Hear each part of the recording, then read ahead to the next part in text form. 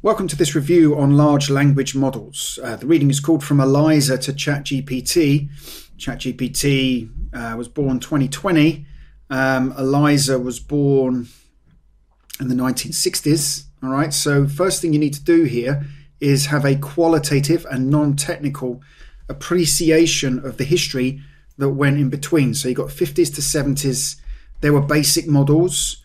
All right, then you've got 80s to 90s, and you've got the 2000s, 2010s, and then we've got the modern era of large language models where ChatGPT, generalized pre-trained transformer. The crucial acronym there is T, because it was the transformer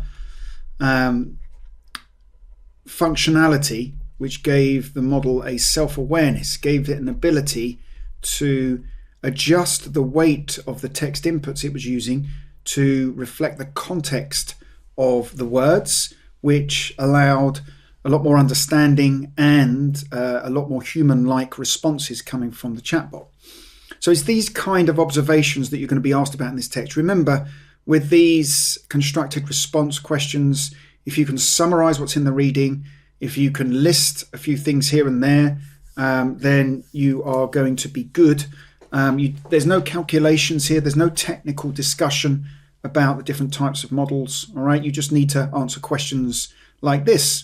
In the 1950s to 1970s, when chatbots first arose, like ELIZA, what sort of models were they using here? Well, you can think this is going back to very early computing.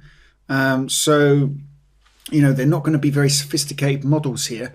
It's going to be like there's a dictionary and the model's just going to look at text and then refer to the dictionary and try and assess meanings in that way. And that's right. These were rules-based models, and a dictionary-based model was one version of it, and that would answer the question. That is one example of these early NLP models. You also had grammar-based parsers. Parsing text is where you take a string of text and you identify different parts of text, like, for example, the subject, the object, the noun, the verb, and adjective. And these grammar-based parsers were used to extract meaning and construct replies. So there's two potential responses there. Given those rules-based systems, one limitation, of course, is that they do require dictionaries. They do require dictionaries and rules which might not fully work given the text that's being put in. So there's to go with one limitation, they did need handcrafted rules and dictionaries. That's one of them, which took time and was quite clumsy. And, as vast as your dictionaries are and your rule systems are, there's always going to be some phrases that come along that are outside of the systems or the dictionary. So that's another limitation.